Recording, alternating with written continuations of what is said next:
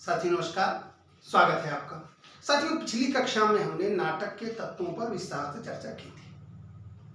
आज की कक्षा में नायिका भेद पर चर्चा होगी। संस्कृत नाटकों में नायिका का बहुत महत्वपूर्ण स्थान है। विशेष रूप से नाटिका में नायिका को बहुत महत्वपूर्ण स्थान दिया गया है। अग्नि पुराण में नायिका के मुख्य रूप से 4 भेद बताए गए हैं: स्वकीया, परकीया, सामान्य और पुनर्भू। लेकिन कालांतर में जो है ये पुनर्भू को मान्यता नहीं दी गई। मुख्य रूप से 3 जो भेद हैं, स्वकीया, परकीया और सामान्य की बात की गई।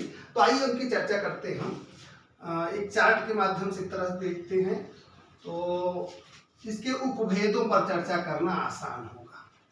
सबसे पहले यहाँ आप इसको आप समझ लीजिए, नायिका भेद। सबसे पहला भेद हमने बताया आपसे स्वकीय, दूसरा परकीय और तीसरा है सामान्य।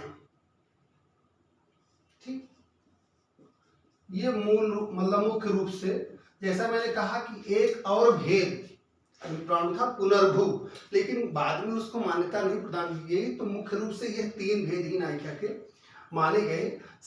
ये स्वकीय नायिका। अब स्वकीय नायिका की विशेषता क्या है? स्वकीय नायिका उस नायिका को कहते हैं जो नायक की पत्नी होती है, यानी नायक की पत्नी को स्वकीय नायिका कहते हैं। यहाँ बहुत ध्यान से देखिए, एक एक तथ्य, एक एक टॉपिक बहुत महत्वपूर्ण है, एक बिंदु बहुत महत्वपूर्ण है, बहुत ध्यान से देखिए। नायक की पत्नी को क्या कहते हैं? स्वकीय नायिका कहते हैं। परकीय नायिका नायक की पत्नी नहीं, नायक की पत्नी से इतर, यानी नायक की पत्नी जो नहीं है वो परकीय नायिका है। सामान्य कौन सी है? प्रायः वेश्या या गणिका, वेश्या या गणिका जो नायिका होती हैं, जब नायिका होती हैं, वेश्या या गणिका जब नाटक में नायिका के रूप में होती हैं तो उनको क्या कहते हैं? उनको सामान्य नायिका कहते हैं। तो आपने ये देखा तीनों महत्वपूर्ण। स्वकीय नायक की पत्नी स्वकीय नायिका है, परकीय नायक की पत्नी नहीं है, उससे इतर है, और सामान्य जो है, जो वेश्या या गणिका जो है होती है, उनको सामान्य नायिका कहते हैं। तो साथियों यहाँ आइए हम इनके उपभेदों की बात करें। स्वकीय नायिका, स्वकीय नायिका के साथियों 3 उपभेद हैं।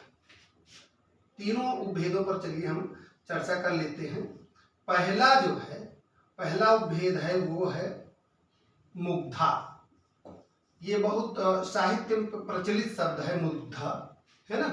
तो पहला उपभेद है मुग्धा।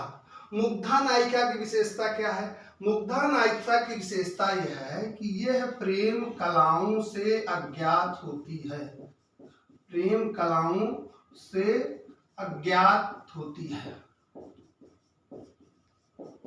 नौका विहार कविता में पंत जी ने कहा कि 10वीं का सच निज तिर्यक मुख दिखलाता मुग्धा सा रुक रुक। मुग्धा मीन्स शर्मीली नायिका, मुग्धा मीन्स प्रेम कलाओं से अज्ञात नायिका। इसके लिए एक शब्द प्रयोग किया गया है मुग्धा के लिए, वो है प्राप्त यौवना। इसको भी आप जान लीजिए, महत्वपूर्ण है। मुग्धा नायिका को प्राप्त यौवना भी कहते हैं। ठीक है, ये ध्यान से देख लीजिए, मुग्धा को क्या कहते हैं? प्राप्त यौवना भी कहते हैं। इसकी विशेषता क्या है? यह प्रेम कलाओं से अज्ञात होती है, यानी प्रेम कलाओं से अज्ञात होती है और अपनी तरफ से प्रेम का आग्रह नहीं करती है। एक तरह से आप कहेंगे कि यह, इसका स्वभाव जो है शर्मीला होता है। स्वकीय नायिका की का दूसरा भेद है वो है मध्या। ठीक है, मध्या, मध्या को एक और नाम दिया जाता है, वो है संप्राप्तता। यहां ध्यान से देखिए, इसको एक नाम और दिया जाता है संप्राप्तता रूप्यकामा। संप्राप्तता रूप्यकामा, ये है मध्या नायिका के लिए एक शब्द। थोड़ा सा देखिए, कुछ कठिन सा है, संप्राप्तता रूप काम्या। यह मध्या नायिका के लिए शब्द प्रयोग किया जाता है। इस नायिका की विशेषता यह होती है कि यह जैसा मध्यम स्वभाव की होती है, मध्या नाम से स्पष्ट है। और इसका स्वभाव है कि यह नायक के प्रतिकूल व्यवहार पर, नायक के प्रतिकूल व्यवहार पर क्रोधित होती है। नायक के प्रतिकूल व्यवहार पर क्रोधित होती है मध्या नायिका। ठीक है। तीसरा जो बहुत महत्वपूर्ण भेद है, ये भी बहुत चर्चित शब्द है, वो है प्रगल्भा। प्रगल्भा नायिका। ठीक है। ये किसके भेद हम बात कर रहे हैं? स्वकीय नायिका की बात हो रही है। स्वकीय नायिका में तीसरा भेद क्या है? प्रगल्भा। प्रगल्भा नायिका के लिए एक शब्द इसको कहा जाता है प्रौढ़ा, यानी यह जो है प्रेम कलाओं में परिपक्व होती है, यह प्रौढ़ होती है, इसका व्यवहार इन दोनों की अपेक्षा ज्यादा प्रौढ़ होता है, इसीलिए इसको प्रौढ़ा भी कहा जाता है प्रगल्भा नायिका को। यह जो है प्रगल्भा नायिका प्रेम कलाओं में पूर्णतः निपुण होती है, प्रेम कलाओं में पूर्णतः निपुण होती है। ठीक है। प्रेम कलाओं में पूर्णतः निपुण नायिका यह प्रणय निवेदन भी स्वयं करती है। इसके विपरीत, मतलब जैसे मुग्धा नायिका हमने कहा कि यह प्रणय निवेदन नहीं करेगी, प्रणय का प्रदर्शन नहीं करेगी, अपनी तरफ से प्रणय का आग्रह नहीं करेगी, लेकिन प्रगल्भा नायिका जो होती है वो प्रेम कलाओं में निपुण होती है, वो प्रणय निवेदन करती है, प्रणय आग्रह करती है। ठीक है। तो यह आपने स्वकीय जो है उसकी नायिका के स्वकीय नायिका के तीनों जो है भेदों को आपने देख लिया। अब यहाँ आप देखिए मध्या जो नायिका है, मध्या नायिका के भी साथियों तीन उपभेद होते हैं। वो है, पहला उपभेद है आपका मध्या नायिका का धीरा। ठीक है। दूसरा उपभेद है अधीरा और तीसरा उपभेद है धीरा धीरा। ठीक है। इसी तरह से आपका प्रगल्भा जो नायिका है उसके भी तीन भेद होते हैं।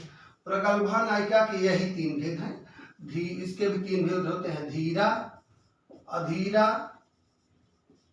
और तीसरा भेद है धीरा धीरा। ठीक है। यह तो आपने नायिका के मुख्य भेदों की बात कर ली।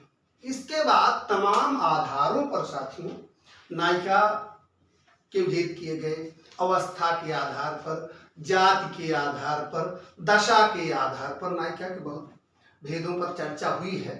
एक महत्वपूर्ण भेद जो है नायिका की दशा के आधार पर, क्योंकि ये आचार्य भरत जो है जिनको नाट्यशास्त्र का प्रणेता माना जाता है, तो आचार्य भरत ने नायिका की दशा के आधार पर नायिका के 8 उपभेद किए हैं, जिन पर आइए हम चर्चा कर लेते हैं। यह आपने देख लिया होगा, आइए इस पर तेजी से एक बार फिर चर्चा कर लेते हैं। नायिका के मुख्य रूप से तीन है, स्वकीय, परकीय, सामान्य। स्वकीय नायक की पत्नी, परकीय नायक की पत्नी से इतर, सामान्य वेश्या गणिका। इसमें आपने देखा तीन भेद स्वकीय के, कौन कौन से? मुग्धा, मध्या, प्रगल्भा। अब मध्या के भी तीन उपभेद, धीरा धीरा धीरा धीरा, और प्रगल्भा के तीन उपभेद, धीरा धीरा धीरा धीरा। ठीक है। तो आइए इसको मिटाकर हम आगे देखते हैं। नायिका की दशा के आधार पर आचार्य भरत मुनि ने जो 8 भेद किए हैं, 8 उपभेद किए हैं, उन पर चर्चा करते हैं। वह ऐसे उपभेद हैं साथियों जो वास्तव में सामान्य हिंदी की परीक्षाओं में वह पूछे जाने वाले प्रश्न हैं। साहित्यिक हिंदी की परीक्षाओं की तो बात ठीक ही है, लेकिन वह ऐसे शब्द हैं जो प्रायः सामान्य हिंदी की परीक्षाओं में पूछे जाने वाले शब्द हैं, उनके अर्थ। तो आइए उनको हम बहुत ध्यान से देखते हैं। ठीक है। उसमें जैसे मैंने कहा कि अवस्था के आधार पर, जात के आधार पर, अनेक आधारों पर बहुत विस्तार में आप जाएंगे तो एक बड़ी लंबी चर्चा हो जाएगी, कई दिन की चर्चा हो जाएगी। इसलिए जो आपकी, मेरा उद्देश्य है कि जो आपकी परीक्षा की दृष्टि से बहुत महत्वपूर्ण हो, चर्चा उसी पर केंद्रित रखी जाए। तो आपकी परीक्षा की दृष्टि से बहुत महत्वपूर्ण है, क्योंकि आचार्य भरत मुनि की मान्यता है वो। तो नायिका की दशा के आधार पर वर्गीकरण हम देख लेते हैं। क्या हमने कहा कि नायिका की दशा के आधार पर,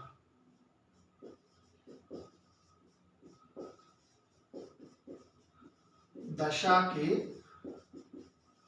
आधार पर। ठीक है, ये आपका आज मान लीजिए हेडिंग है। नायिका की दशा के आधार पर 8 भेद किए गए हैं। अष्टनायिका जिनको कहा जाता है, इनके लिए एक शब्द प्रयोग किया गया है, वह है अष्टनायिका। ठीक है, ये 8 भेद जो हैं, आइए उन पर हम चर्चा करते हैं। ठीक है, अष्टनायिका में, अष्टनायिका के साथियों पहला और बहुत महत्वपूर्ण भेद है, वो है स्वाधीन पतिका। बहुत ध्यान से देखिएगा, यह उपभेद बहुत ही महत्वपूर्ण है और मुझे लग रहा है यह जो शब्द मैं बोर्ड में लिख रहा हूं, इनसे आप परिचित अवश्य हैं। अगर साहित्य के विद्यार्थी हैं आप तो निश्चित रूप से इन शब्दों से आप परिचित हैं। इन पर चर्चा, महत्वपूर्ण जो बातें हैं उन पर चर्चा हम कर लेते हैं। स्वाधीन पतिका नायिका की विशेषता क्या है? स्वाधीन पतिका नायिका वह नायिका है जिसका पति या जिसका प्रेमी उसके बस में है, जिसका प्रियतम उसके वश में है। ठीक है, जिसका प्रियतम उसके बस में है। यह नाम से ही आप स्पष्ट हो गया होगा कि स्वाधीन पतिका यानी जिसका प्रियतम उसके बस में है, वो स्वाधीन पतिका है। दूसरा है वासक सज्जा। दूसरा भेद क्या है? वासक सज्जा। यह वह नायिका है जो शयन कक्ष को व्यवस्थित करके, कौन सी नायिका? जो शयन कक्ष को व्यवस्थित करके, शयन कक्ष को व्यवस्थित करके प्रियतम की प्रतीक्षा में बैठी हो, प्रियतम की प्रतीक्षा में बैठी हो। यहां ध्यान से देखिए, वासक सज्जा की क्या विशेषता है? वासक सज्जा नायिका की विशेषता है कि वह शयन कक्ष को व्यवस्थित करके प्रियतम की प्रतीक्षा में जो नायिका बैठी हो, ऐसी नायिका को क्या कहा जाता है? वासक सज्जा कहा जाता है। अब तीसरे भेद की बात कर लेते हैं, नायिका के तीसरे भेद की बात कर लेते हैं। दशा के आधार पर बात हो रही है ना। तीसरा भेद है विरहोत्कंठिता। विरहोत्कंठिता।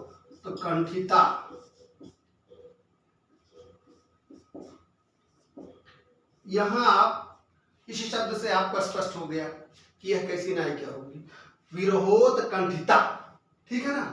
प्रिय के अलगाव से व्यथित नायिका, यानी प्रिय के बिछोह से या प्रिय के अलगाव से जो नायिका व्यथित हो उसको क्या कहते हैं? विरहोत्कंठिता। प्रिय के अलगाव से व्यथित नायिका कौन सी नायिका है? विरहोत्कंठिता। ठीक है, अगला चलिए चौथे भेद पर चर्चा करते हैं। नायिका के चौथा और महत्वपूर्ण भेद है, वो है खंडिता। कौन सी? खंडिता। खंडिता नायिका की क्या विशेषता है? वह नायिका जिसका प्रेमी, जिसका प्रियतम उसे धोखा देकर, यानी वह जिसका प्रियतम उसे धोखा देकर, जिसका प्रियतम उसे धोखा देकर अन्य स्त्री के प्रणय में पड़ गया हो, अन्य स्त्री के प्रणय में पड़ गया हो, अन्य स्त्री से प्रणय संबंध स्थापित कर लिया हो। जिसका प्रियतम उसे धोखा देकर अन्य स्त्री से प्रणय संबंध स्थापित कर लिया हो, प्रणय संबंध स्थापित कर लिया हो, ऐसी नायिका को क्या कहते हैं? खंडिता कहते हैं। बहुत ध्यान से देखिए, एक एक शब्द यह बहुत महत्वपूर्ण है साथियों। ऐसी नायिका को क्या कहते हैं? खंडिता नायिका कहते हैं। कैसी नायिका को? जिसका प्रियतम उसे धोखा देकर अन्य स्त्री से प्रणय संबंध स्थापित कर लिया, उसको क्या कहते हैं? खंडिता कहते हैं। पांचवा उपभेद देखते हैं नायिका का। पांचवा उपभेद है साथियों कलाहांतरिता।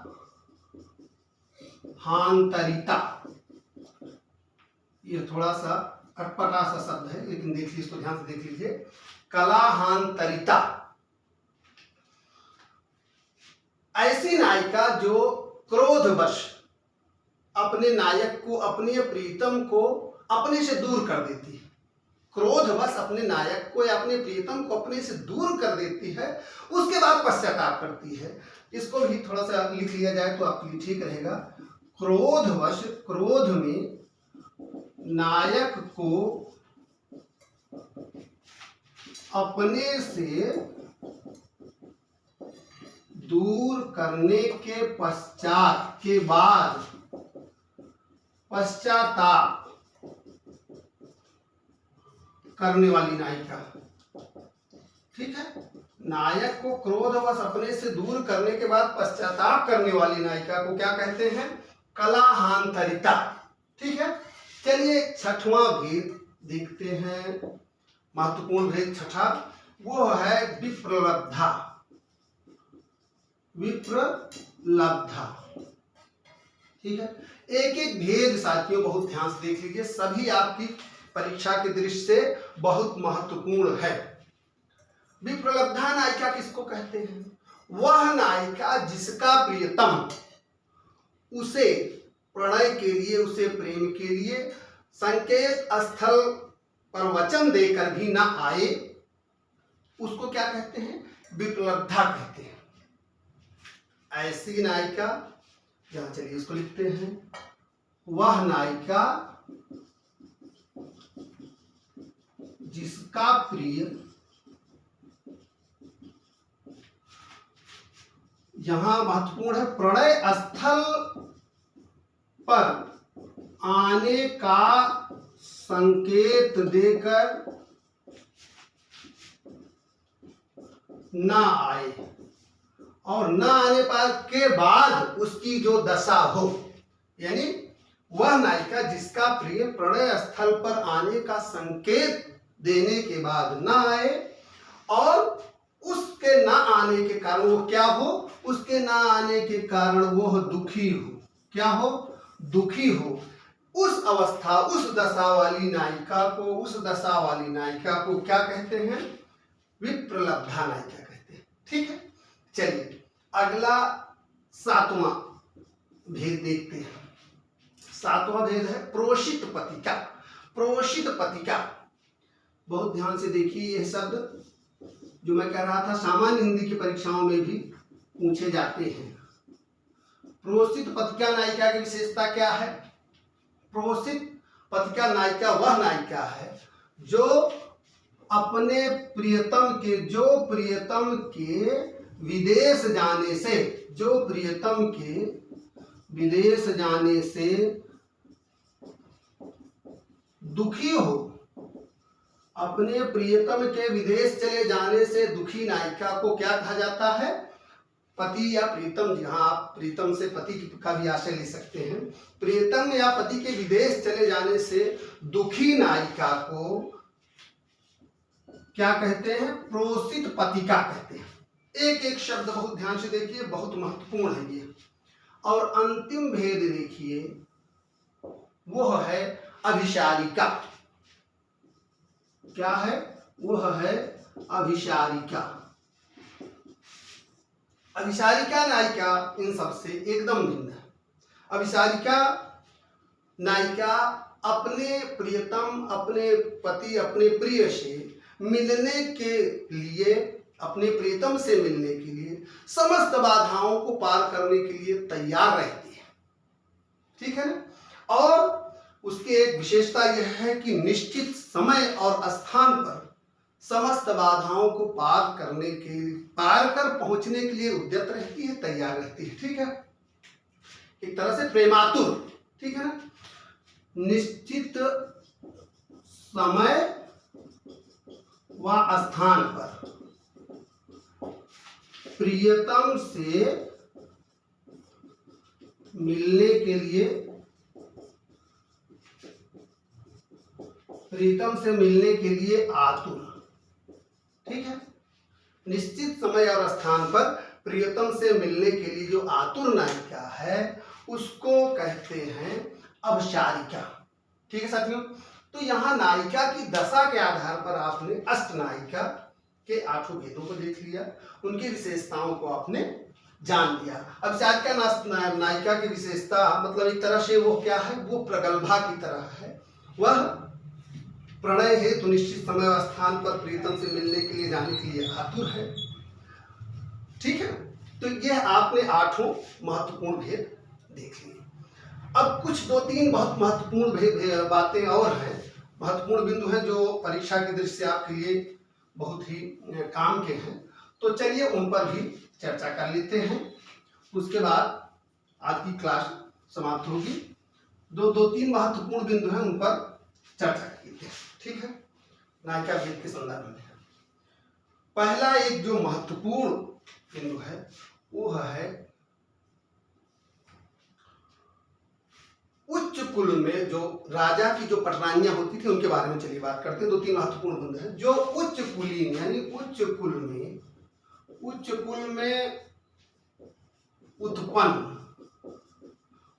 में उत्पन्न जो पटरानी होती थी, उच्च कुल में उत्पन्न पटरानी को क्या कहा जाता था? महादेवी। यह शब्द बहुत महत्वपूर्ण है साथियों, इसलिए इन पर चर्चा जरूरी है। उच्च कुल में उत्पन्न पटरानी क्या कहा जाता था? महादेवी कहा जाता था। ठीक है, दूसरा महत्वपूर्ण बिंदु है निम्न कुल में उत्पन्न या निम्न श्रेणी की, निम्न कुल में उत्पन्न उपपत्नी या उपपत्नियां, इनको क्या कहा जाता था? इनको कहा जाता था भोगिनी या स्थायिनी। क्या कहा जाता था? भोगिनी या स्थायिनी। ठीक है, यह भी शब्द दोनों देख लीजिए। जो निम्न कुल में उत्पन्न उपपत्नियां राजा की होती थी उनको कहा जाता था भोगिनी या स्थायिनी। ठीक है, उसके बाद में तीसरा महत्वपूर्ण बिंदु है जो अंतःपुर, जहां अंतःपुर किसको कहते हैं? रनिवास को, जहां राजा की अनेकों रानियां रहा करती थी। तो अंतःपुर का जो प्रमुख होता था, जो प्रधान सेवक होता था, अंतःपुर में तमाम सेवक होते थे, जो प्रधान सेवक होता था वो प्रायः किसको रखा जाता था? किसी वृद्ध व्यक्ति को रखा जाता था। उसको क्या कहा जाता था? उसको कहा जाता था कंचुकी। ठीक है, क्या कहा जाता था? कंचुकी। अंतःपुर का जो प्रधान सेवक, अंतःपुर के सेवकों में एक प्रधान सेवक होता था, उसको कहा जाता था कंचुकी। और इसकी क्या खासियत होती थी कि यह वृद्ध होता था और वृद्ध के साथ साथ प्रायः जो है कंचुकी ब्राह्मण कुल का होता था। क्या होता था? कंचुकी प्रायः ब्राह्मण होता था।